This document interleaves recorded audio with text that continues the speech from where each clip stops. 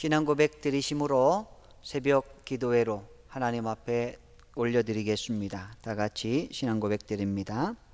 나는 전능하신 아버지 하나님, 천지의 창조주를 믿습니다. 나는 그의 유일하신 아들, 우리 주 예수 그리스도를 믿습니다.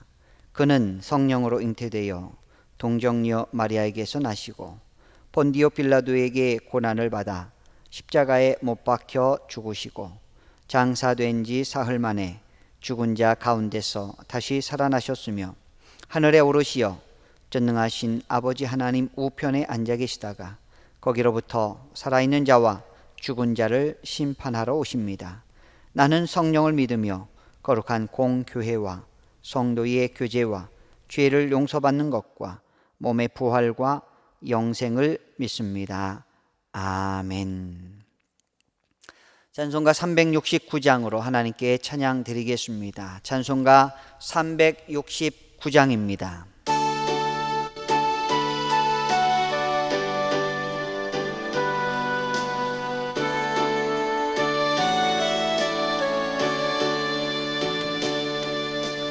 죄짐 맡은 우리 그주 어찌 좋은 친구인지 걱정 근심 무거운지 그리 주께 맡기세. 주께 고함 없는 도로 복을 받지 못하는 사람들이 어찌하여 나를 줄을 모를까. 시험 걱정 모든 괴로움 없는 사람 누군가. 부질없이 낙심 말고 기도드려 아뢰세. 이런 진실하신 친구 찾아볼 수 있을까. 그리 약함하시오 어찌하니 아뢰까. 근심 걱정 무거운 짐 많이 진 자 누군가. 피난처는 우리 예수 주께 기도드리세. 세상 친구 멸시하고 너를 조롱하여도 예수 품에 안기어서 참된 위로받겠네.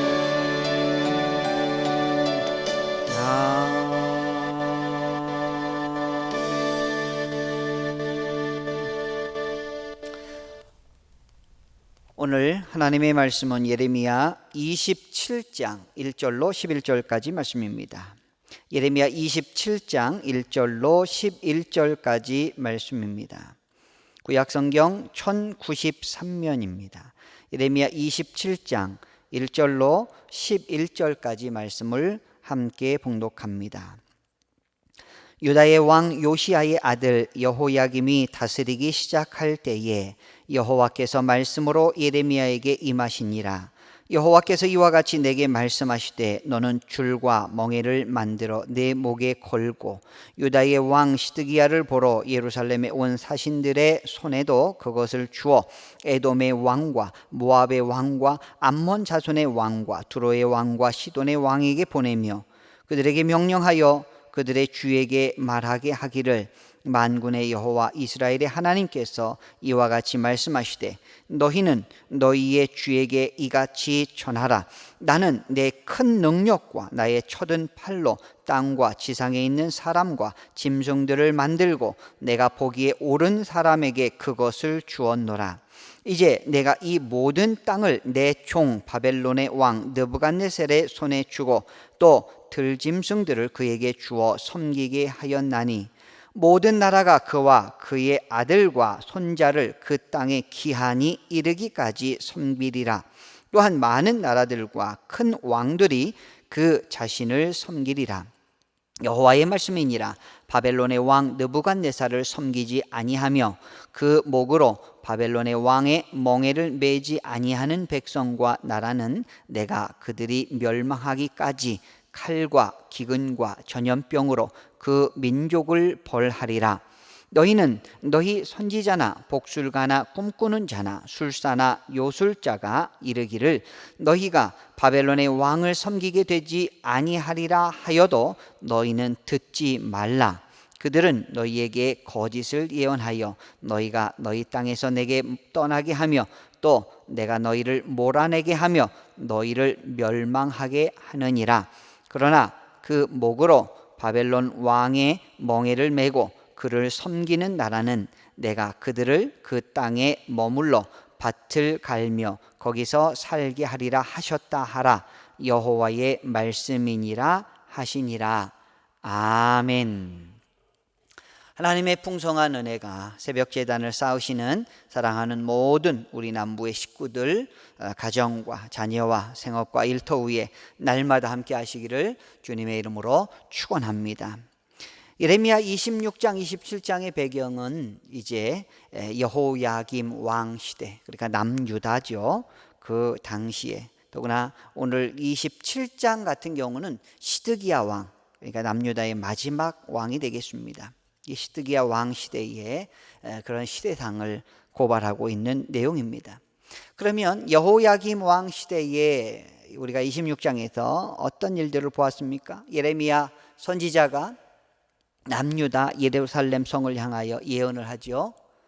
이 예루살렘 성전은 실로와 같이 회파가 될 것이고 예루살렘 성은 세계적인 비웃음거리가 되면서 무너지게 될 것이다 라고 예언을 하게 됩니다. 당시 종교 지도자들이었던 제사장들과 예언자들, 선지자들이죠. 이런 사람들은 예레미야를 죽여라 라고 합니다. 왜 그러냐면 우리에게 이만큼 모욕적인 이야기를 하는 사람은 죽여야 된다라는 것이에요.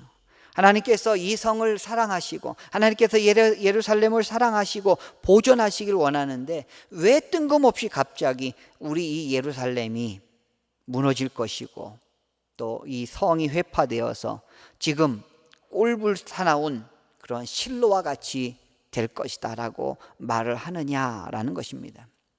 이 제사장들과 선지자들은 진정한 하나님의 말씀을 듣지 못하는 사람들입니다. 우상숭배로 인하여 자기 자신의 이기주의로 인하여 하나님의 말씀을 전혀 분간할 수 없었던 사람이기 때문에 예레미야 선지자의 말이 이해가 되지 않았던 것이죠.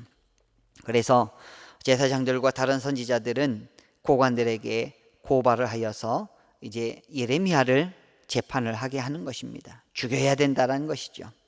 그런데 어제 우리가 살펴보셨듯이 그 지방의 어떤 장로들 중에 몇 사람이 의도치 않게 예레미야를 변호를 하게 됩니다. 두 가지 이야기를 들면서 변호를 하게 되죠. 히스기야 시대, 그러니까 그 당시로부터 100여 년 전에 있었던 이야기죠. 미가 선지자가 예언했을 때 그때도 성전이 회파되고 그 지역이 완전히 이제 멸망할 것이다라고 했지만 히스기야 왕만큼은 회개해서 그 재앙이 면제가 되었고 지금까지 우리가 살게 되었다는 것이죠. 또 다른 한 예는 여호야김 왕 때, 그러니까 현재 예레미야처럼 우리야 선지자가 그들에게 하나님의 심판을 선포했지만 우리야 선지자에게 어떤 위협을 가했더니 그는 애굽으로 피신을 하였고 자객을 보내서 애굽에까지 사람을 보내서 그 우리야 선지자를 붙잡아 와서 그 목을 쳐 죽인 사건들을 이 두 가지를 이야기를 하게 됩니다. 당시 이 말을 한 사람들의 본래 의도는 예레미야 선지자의 예언에 따라 우리가 회개하고 하나님 앞에 돌아가자라고 하는 의도가 아니었습니다. 여호와의 이름으로 예언하는 사람을 괜히 죽이다가 부정 타서 자기들에게 저주가 임할까 봐 그것이 무서웠던 것이죠. 그만큼 하나님의 말씀보다는 자기들의 안위, 자기들의 안전, 자기들의 목숨과 생명을 더 사랑했던 타락한 세상의 모습을 보여주고 있는 것입니다. 물론 사반의 아들 아히감이 변론을 통해서 이 예레미야가 죽임을 당하지 않도록 그를 건져주긴 합니다. 근데 그 이유가 오늘 27장에 나오죠. 왜냐하면 하나님께서 꼭 그 공동체에게, 그 남유다 백성들에게 그 예배 드리지만 형식적이고 우상숭배적인 그런 예배를 드리는 사람들에게 꼭 해야 될 말이 있었기 때문에 하나님께서는 예레미야를 살려주십니다. 사명 있는 사람은 하나님께서 안전하게 보호하여 주실 줄 믿습니다. 여러분들이 복음을 증거하는 귀한 사명을 귀하게 여기신다면 하나님께서 여러분들에게 모든 능력을 허락하시고 여러분들의 그 사명 다하기까지 여러분을 안전하게 보호하여 주시고 지켜주실 줄 믿습니다. 오늘 1절로 7절까지 말씀을 보면 예레미야에게 생소한 일을 시키십니다. 예레미야를 통하여 그 줄과 멍에를 준비해서 그들에게 가져가라고 하시죠. 줄과 멍에라고 하는 것은 무엇입니까? 멍에는 소에다가 목에다 걸어서 그것을 쟁기를 달고서 그것을 밭을 가는, 논을 가는 이런 때 사용하는 것입니다. 그 말은 누군가로부터의 지배를 받게 되고 누군가로부터의 조정을 받게 된다는 것이죠. 하나님의 의도는 바벨론이라고 하는 나라를 통하여 남유다를 지배하게 하시고 남유다를 조종하게 하시고 그들을 포로 삼아서 바벨론으로 끌고 가시겠다라는 것입니다. 여러분, 여기서 우리는 알 수 있는 것이 하나님이 역사의 주관자시다는 것이죠. 열방의 흥망성쇠를 통해 구원의 계획을 이루시는 분은 우리 하나님이십니다. 그래서 예레미야의 유언은 이제 유다가 바벨론의 포로가 될 것이고 거기다가 그 당시 시드기야 왕 당시 에돔, 모압, 암몬, 두로, 시돈의 이 왕들이 서로 신하들을 보내서 바벨론을 동맹을 맺어가지고 바벨론을 대적하자라고 하였던 이러한 회의에 예레미야를 보냅니다. 동일하게 줄과 그 멍에를 보여주면서 그들에게 주면서 자기들의 왕에게 가져가서 그 이야기를 하라라는 것입니다. 하나님께서 그렇게 말씀을 하셨어요. 그러면서 주변 나라들도 바벨론을 섬기게 될 것이다 라고 예레미야는 분명하게 하나님의 말씀을 증거하게 되는 것입니다. 그런데 여기서 바벨론이란 나라는 어떤 나라입니까? 하나님께서 물론 모든 인류의 역사의 주관자가 되시고 심판자가 되심을 우리는 선포하고 믿습니다. 그런데 그 당시 바벨론을 통하여 하나님께서는 심판의 도구로 바벨론을 역사의 무대에 등장을 시키신 것이죠. 어떤 하나님의 긍휼이, 어떤 하나님의 자비가 있어서 그런 것이 아니고 그들을 그냥 하나님의 백성들을 훈련시키기 위한 도구로, 막대기로 쓰임을 받게 됩니다. 그것이 7절에도 기록이 되어 있습니다. 7절 말씀을 함께 봉독하겠습니다. 7절, 모든 나라가 그와 그의 아들과 손자를 그 땅에 기한이 이르기까지 섬기리라. 또한 많은 나라들과 큰 왕들이 그 자신을 섬기리라. 여기 중간에 보시면 그 땅에 기한이 이르기까지, 그 땅에 기한이 이르기까지 이런 말씀이 있습니다. 그 기한 동안만 바벨론이 쓰임을 받는다라는 것이죠. 모든 인류의 역사의 주관자가 우리 하나님이심을 고백합니다. 그렇기 때문에 성도는 하나님의 계획이 나의 기대와 다르게 보여도 그분의 선하신 주권을 신뢰하고 순종해야 한다는 것입니다. 자, 8절로 11절까지의 말씀을 우리가 이제 또 보시면은 하나님의 백성이 이방 왕을 섬기는 것은 굴욕적인 일이었습니다. 그러나 하나님이 세우신 심판의 도구 앞에 겸손히 순종하는 것이 지혜라는 것을 깨닫게 됩니다. 우리가 가정에서 어렸을 적에 잘못을 했을 때 부모님이 그것을 고치기 위하여 매를 들었다고 합시다. 그러면 그 매를 달게 받고 회개하고 새롭게 그 부모님의 뜻대로 행하는 것이 그것이 진정한 효도일 것입니다. 하나님은 바벨론 왕의 멍에를 매지 않는 백성과 나라를 칼과 기근과 전염병으로 멸하시겠다라고 8절에 기록하고 있습니다. 하지만 거짓 예언자들은 그렇지 않다라는 것이에요. 바벨론을 섬기지 말라라는 것이에요. 왜 하나님의 백성들이 바벨론을 섬겨야 되느냐? 왜 그들에게 붙잡혀 가야 되느냐? 우리는 끝까지 싸워야 된다는 것이죠. 우리는 하나님이 지켜주실 것이라는 것이죠. 두려워하지 말라라는 것이죠. 겁내지 말라라고 합니다. 이것은 그 거짓 선지자들은 당시 유다의 왕에게 충성심을 보이고 또 백성들에게 자기가 거룩한 양, 백성들에게 인기에 영합하려고 하는 그런 정치적인 의도밖에 없었다는 것이죠. 하나님의 뜻을 무시하면 삶의 터전까지 잃어버린다라는 것입니다.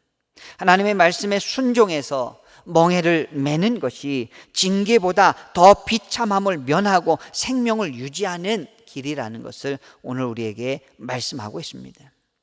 거짓 선지자나 이단의 가르침은 사뭇 달콤해 보이고 그것이 진리인 것처럼 속일 때가 있습니다. 그러나 우리는 분별할 줄 아셔야 합니다. 주님의 성령께서 우리에게 친히 분별의 영을 허락하여 주셔서 무엇이 진정한 하나님의 말씀인지 이것을 깨달을 수 있는 귀한 여러분들이 되시길 주의 이름으로 축원합니다. 바벨론에 가는 것 이상해 보입니다. 그들의 뜻이 전혀 아닌 것 같습니다. 그러나 순순히 붙잡혀 가라라는 것이에요. 왜?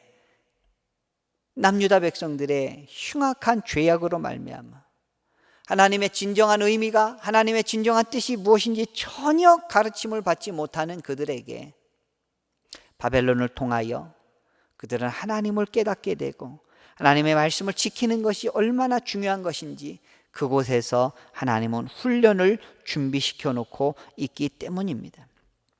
예레미야는 바벨론의 멍에를 매라고 합니다. 거짓 선지자들은 끝까지 아니라고 합니다. 자존심 상한다고 하죠.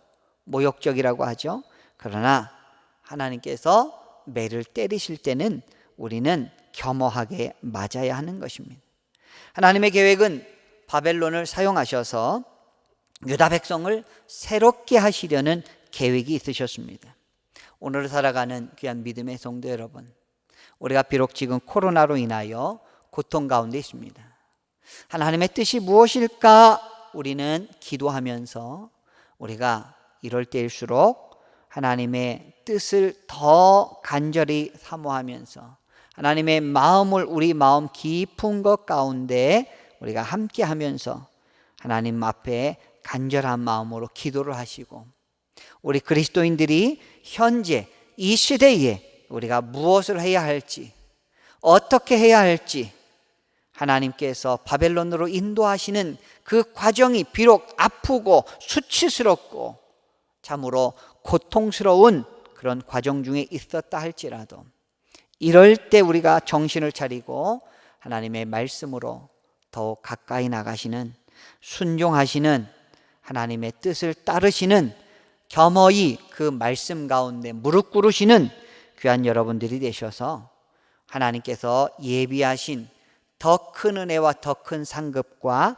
더 큰 축복을 누리시는 귀한 믿음의 성도님들이 되시기를 주님의 이름으로 축원합니다. 기도하겠습니다.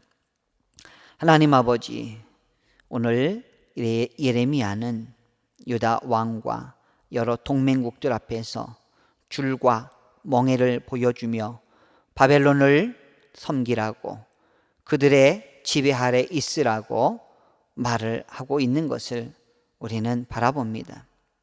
그 당시 모든 나라들은 너무나 수치스럽고 모욕적인 이 언사에 대하여 반발을 하며 예레미야를 미워하지만 그것조차 하나님의 섭리 아래 있었음을 오늘 말씀을 통해서 바라봅니다.